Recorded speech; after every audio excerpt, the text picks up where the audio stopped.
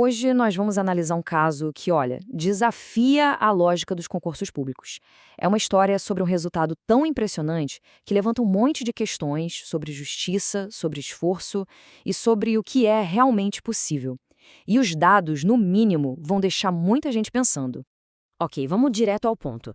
Imagina só essa situação. Uma pessoa que vinha tendo um desempenho bem mediano, para não dizer ruim, de repente, praticamente gabarita uma prova super concorrida. E tudo isso numa questão de semanas. Parece até roteiro de filme, né? Mas é um caso real e a gente vai olhar para ele usando apenas os dados que estão aí, para todo mundo ver. E antes de a gente seguir, um ponto crucial aqui. Essa análise não é de forma alguma uma acusação contra ninguém. O que a gente vai fazer é apresentar os fatos, os dados públicos e explorar as perguntas que eles naturalmente provocam em todo mundo que estuda para concurso e na sociedade em geral. Então vamos começar pelo evento que deu o start em toda essa conversa. O resultado de uma prova que deixou muita gente, mas muita gente mesmo, de queixo caído. Esse é o número-chave da nossa história: 93%. Uma pontuação extraordinária em qualquer prova. Mas no contexto que a gente vai ver agora, ela se torna ainda mais impressionante. E aqui está o contexto que faz toda a diferença. A gente está falando do concurso para a Polícia Civil do Espírito Santo, uma prova que todo mundo sabe que é bem difícil. E com essa nota de 93%, essa pessoa não foi só uma das melhores. Ela foi a única a alcançar essa marca. Um desempenho totalmente isolado lá no topo. Até aqui tudo bem, né? Poderíamos estar falando de um gênio dos estudos. Mas a história ganha um ar de mistério quando a gente olha para o histórico de provas. É aí que a narrativa fica, digamos, mais complexa. A grande pergunta que fica é, essa performance espetacular foi o resultado de uma evolução consistente, sabe, degrau por degrau, ou foi um ponto completamente fora da curva? O histórico de provas ajuda a gente a entender o que está em jogo. E essa linha do tempo é o que causa todo o espanto. Olha só. Cerca de 2 meses antes, na prova da Polícia Penal, o mesmo candidato acerta só 18 de 60 questões, reprovado. 1 mês e meio antes, na da Polícia Legislativa, faz uns 64% e, detalhe, zerou em legislação.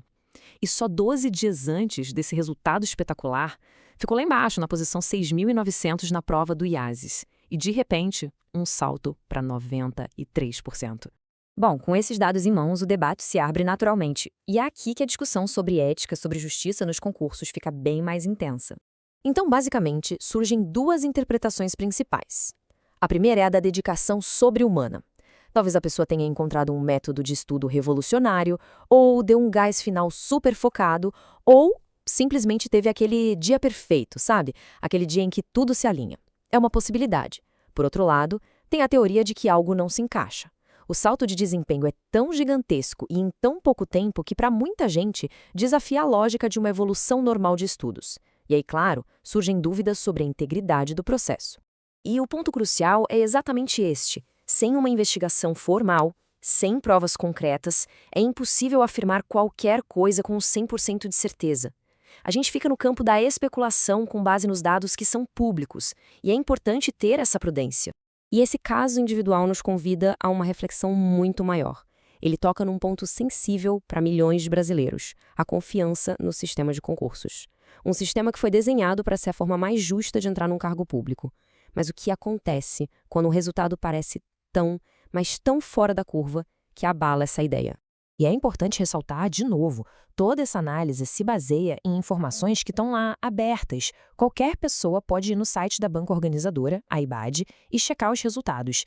É justamente essa transparência que permite que essa discussão aconteça. Com todos esses dados na mesa, a pergunta fica no ar. Qual seria a explicação mais plausível para uma mudança de desempenho tão drástica, tão repentina? Basicamente, as possibilidades se resumem a 3 caminhos.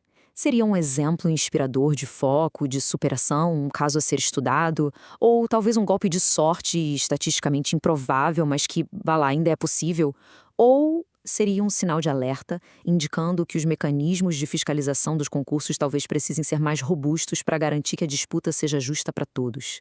No fim das contas, esse caso nos deixa com uma reflexão bem importante. O universo dos concursos é uma arena complexa. O mérito de quem estuda muito, às vezes, compete com outras variáveis. Entender as regras, as brechas, a dinâmica toda desse jogo é, pro bem ou pro mal, parte da jornada. E aí, o que pensar de tudo isso? Fica a reflexão.